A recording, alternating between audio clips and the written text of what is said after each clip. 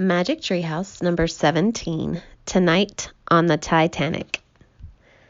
There are 10 chapters, and we're going to start with the prologue. One day in Frog Creek, Pennsylvania, a mysterious treehouse appeared in the woods. 8-year-old Jack and his 7-year-old sister Annie climbed into the treehouse. They found that it was filled with books. Jack and Annie soon discovered that the treehouse was magic. It could take them to the places in the books. All they had to do was point to a picture and wish to go there. Along the way, they discovered that the treehouse belongs to Morgan Le Fay. Morgan is a magical librarian from the time of King Arthur. She travels through time and space, gathering books. In Magic Treehouse, books 5, 6, 7, and 8, Jack and Annie helped free Morgan from a spell. In books 9, 10, 11, and 12, they solved 4 ancient riddles and became master librarians. In Magic Treehouse books 13, 14, 15, and 16, Jack and Annie had to save 4 ancient stories from being lost forever. Now, in book number 17, they are about to begin a whole new set of adventures. Chapter 1, A New Mission. Jack opened his eyes. It was a stormy night. The rain tapped hard on his window pane. "Do you hear what the rain is saying?" said a voice. Jack turned on his lamp. Annie stood in his doorway. She wore a rain poncho over her pajamas and held a flashlight. "It's saying, 'Come now,'" she said. "You're nuts," said Jack. "Listen, just listen," said Annie. Jack listened. The rain did seem to be tapping out, "Come now, come now." "We have to go to the treehouse," said Annie. "Something important is about to happen." "Now?" said Jack. Jack didn't want to leave his warm, cozy room, but he had a feeling Annie was right. Something important was about to happen. "You coming?" she said. Yeah, he said. He climbed out of bed. "Just put on your rain poncho," said Annie. Jack threw his rain poncho over his pajamas. He pulled on his sneakers and grabbed his backpack. "Don't forget your master librarian card," said Annie. "I have mine with me." Jack put the card with the glowing letters M.L. on it into his backpack. "I'm ready," he said. Jack and Annie went quietly down the stairs. Then they slipped out the door into the chilly, damp night. The storms had eased up. The rain fell gently as they ran up the street. The wet ground glistened in the beam of the flashlight. They headed into the Frog Creek woods. Wind blew through the trees, shaking water to the ground. Jack shivered. He wiped raindrops off his glasses. "Brr," said Annie. "I'm cold." "Me too," said Jack. As they kept walking, Annie pointed the flashlight up into the trees. "There it is," she said. Her light had found the treehouse.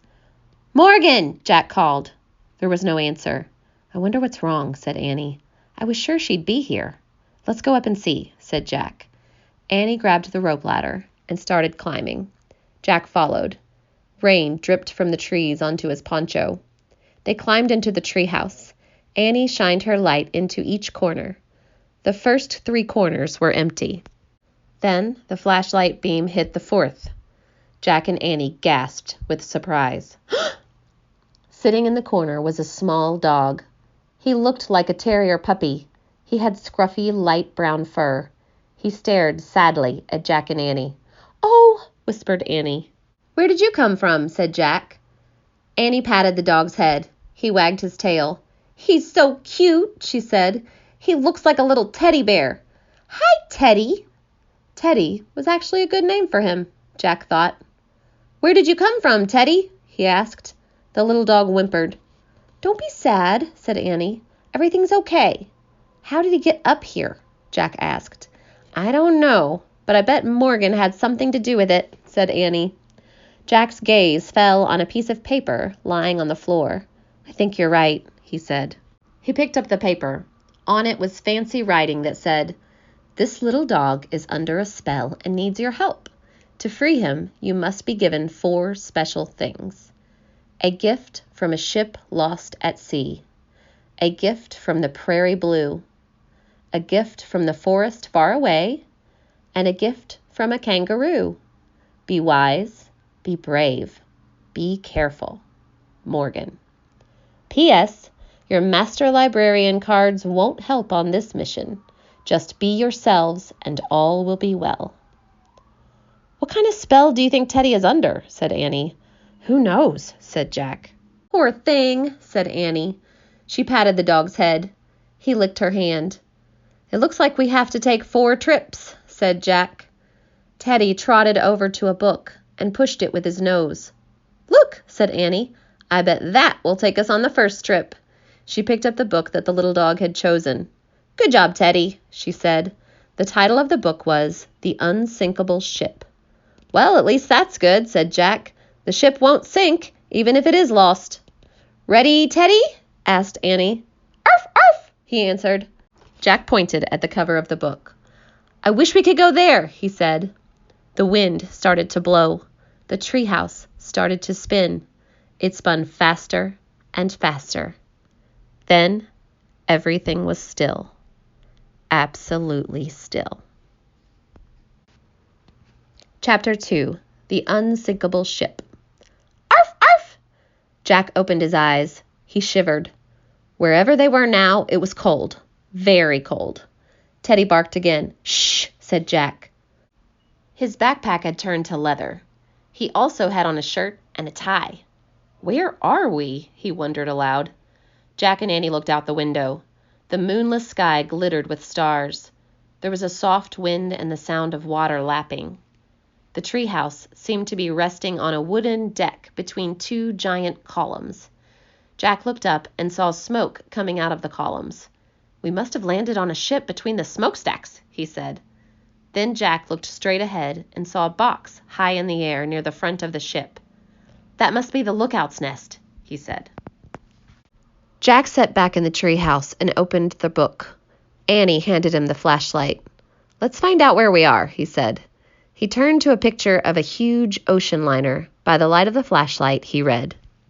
Late at night, on April 14th, 1912, an English ocean liner was making her first voyage across the Atlantic Ocean. She was going to New York City, carrying 2,200 passengers. The ship was 4 city blocks long. Most people believed the ship was unsinkable. Oh man, we're in 1912, said Jack. He pulled out his notebook and wrote, April 14th, 1912. This ship is huge, said Annie. How will we ever find the gift to help free Teddy? You can't go looking for a gift, said Jack. You have to wait until someone gives it to you. Right, said Annie with a sigh. Well, I guess we just have to be ourselves, like Morgan said, and maybe we'll get lucky. This is hard, said Jack. The little dog whined. Don't worry, Teddy, said Annie. We'll free you from your spell. Just then, a shout came from the lookout's nest. Iceberg ahead! Jack and Annie turned back to the window just in time to see a huge iceberg looming out of the sea. The iceberg was dark with a fringe of white at the top, and it was right in front of the ship. Jack felt a jolt. Then he heard a grinding sound. The ship was scraping against the mountain of ice. Arf, arf, Teddy barked. Shh, don't be scared, said Annie. She picked the dog up and hugged him. The scraping sound stopped. The ship slid past the iceberg until they lost sight of it. The night was calm again. See, Annie said to Teddy. It was just a little bump. This ship is unsinkable. But Jack was worried. Wait, I have to read more about this, he said. Don't read more, Jack, said Annie. It's time to get the gift. Come on, Teddy. She picked up the little dog and the flashlight, and she climbed out the treehouse window. Hey, don't take the flashlight, said Jack. But Annie was gone. Annie, called Jack. He heard a soft, yikes. Annie stuck her head back in the treehouse. Bad news, she said in a whisper. I think you'd better see this. Jack threw his stuff in his knapsack. Then he put it on and climbed out the window. Annie was standing by the ship's railing, holding Teddy. Without a word, she shined the flashlight on a life preserver hanging from the railing. In big black letters were the words, RMS Titanic. Chapter 3 and 4 will be tomorrow.